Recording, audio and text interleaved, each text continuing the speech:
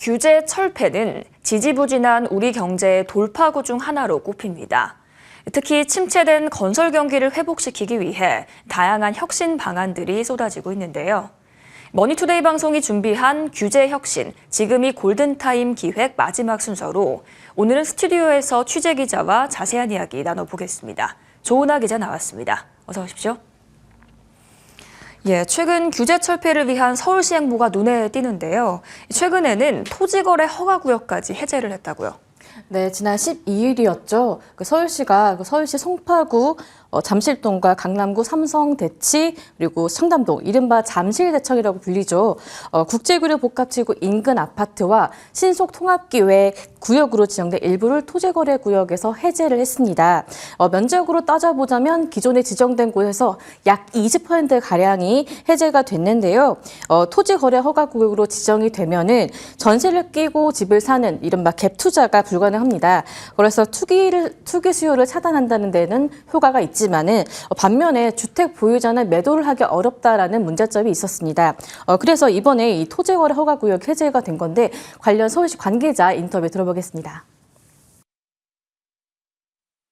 실질적인 가격에 대한 규제 효과는 한 2년 내지 3년 정도가 되면 상당 부분 사라진다라고 하는 어떤 연구 결과가 있었습니다. 이러한 규제를 계속 지속하는 것에 대해서는 저희가 좀 고민할 필요가 있다라고 이제 판단을 해서 근본 그 결과를 토대로 저희가 이번 조정안을 내놓게 된 것으로 이해해 주시면 될 것 같고요. 네, 다른 정책들도 짚어보려고 하는데요. 서울시가 선보인 규제 철폐안에는 이 토허제 해제뿐 아니라 건설 관련된 것들이 많다고요. 네, 토호제 발표 이전에 공개된 규제 철폐안이 22건인데요. 그중에 9건이 이 건설 분야와 관련이 깊습니다. 먼저 1, 2호가 지금 건설 관련된 내용들인데요. 이 용도 비율을 절반으로 줄이거나 아예 폐지를 해서 건설 경기를 활성화시키고 또 환경 영향평가 제도를 개선을 해서 협의 기간을 단축을 합니다. 이렇게 되면 정비 사업 속도를 빠르게 할 수 있겠죠. 또 이 밖에도 도시 규제 지역의 의무 공공기여 비율을 실제로 추가 확보된 용적률에 비례해서 적용을 한다거나 또 주변 공원 녹지 면적이 충분한 경우 건물 옥상 등에 조성하는 입체 공원 같은 것들도 의무 확보 공원으로 인정을 해주기로 했습니다. 또 건설공사 50% 직접 시공 의무화 방안도 폐지를 하기로 했는데요. 이렇게 되면 이 건설사들의 시공 부담을 낮출 수 있게 돼서 좀 더 효과적으로 정비 사업을 진행할 수 있게 됩니다. 네, 주로 사업성을 높이는 내용들로 보이는데요. 요즘같이 건설 경기가 어려운 상황에선 이 사업성을 높이는 게 중요할 텐데 업계 기대감이 굉장히 클 것 같습니다. 반응 어떻습니까? 네, 지금 입체공원 제도 같은 경우에 지금 이미 미아동 지역에 적용이 된 상태거든요. 규제 철폐안이 적용된 첫 번째 사례인 건데요. 그동안 사업성이 떨어진다는 이 문제점이 있었었는데 이 입체공원 적용으로 인해서 건축 가능한 면적이 크게 늘어나게 됐습니다. 분양 세대 수가 늘어나게 되고 또 그럼 사업성이 좋아지고 조합원들의 분담금 부담까지 줄어들게 되다 보니까 조합원들 반응이 굉장히 호의적입니다. 네, 경제적 부담 없이 효율적인 정비 사업이 가능해질 것으로 보이는데요. 다만 자칫 일부 시행사나 시공사 또 조합들만 혜택을 보는 건 아니냐 이런 우려가 또 나올 수 있을 것 같습니다. 네, 충분히 그런 우려가 나올 것 같습니다. 네. 사실 얼마 전 서울시 신년 기자간담회에서도 이 관련된 내용을 서울시 시장에게 직접 질의를 했었었는데요.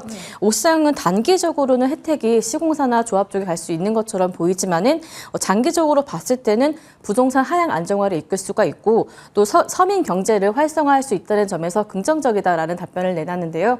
관련 답변 내용 보시겠습니다. 사업성이 높아지게 되면 안 할 사업도 하게 되고 망설이던 사업도 하게 됩니다. 그것은 결국 주택의 공급량의 증가로 나타나고요. 결과적으로는 주택 가격의 안정화로 나타나서 서민 경제에 도움이 됩니다. 예, 경제 활성화를 위해서 꼭 필요한 규제 철폐이긴 한데요. 얼만큼 실질적인 효과가 있을지에 대한 의문도 들 수 있을 것으로 보입니다. 자칫 불필요한 규제뿐 아니라 필요한 규제마저도 풀어버릴 수 있고 아니면 역효과 같은 것들이 우려가 될 수 있을 것 같은데요. 네, 사실 말씀하신 것처럼 사업성을 높인다는 것은 굉장히 긍정적인 부분이긴 하지만은 용적률을 풀어주는 규제 관련해서는 우려의 목소리도 있습니다. 관련 전문가 인터뷰 보시겠습니다. 정비 사업을 촉진하는 요인으로서 용적률 등을 완화하는 인센티브는 충분히 검토할 수 있습니다. 그렇지만 이러한 인센티브가 너무 전면적으로 적용되었을 때 그 결과물이 과연 우리가 쾌적하게 살 수 있는 환경이 될지에 대해서는 아무래도 좀 더 논의가 필요한 사안입니다. 네, 이 규제 혁신 관련 취재를 하면서 들었던 이야기들의 공통점은 파격적인 혁신도 필요하다. 다만 좀 더 섬세하고 면밀한 검토가 필요하다. 이런 이야기들이 주를 이뤘습니다. 또 이걸 정책화하는 과정에서 시장의 자율과 규제 사이에서 좀 더 운영의 묘가 필요하다. 이런 이야기들도 있었었는데요. 이 서울시는 공무원과 시민들의 제안을 굉장히 많이 받고 있는데 이 다양한 의견들을 꼼꼼하게 검토하고 분석하기 위해서 최근 전문가 심의회를 가동을 하기 시작한 만큼 앞으로 어떤 행보를 보여줄지 주목됩니다. 예, 세밀한 검토를 바탕으로 균형감 있게 규제 혁신을 추진을 해서 우리 경제가 새롭게 도약할 수 있는 원동력이 되기를 기대해 보겠습니다. 오늘 말씀 잘 들었습니다.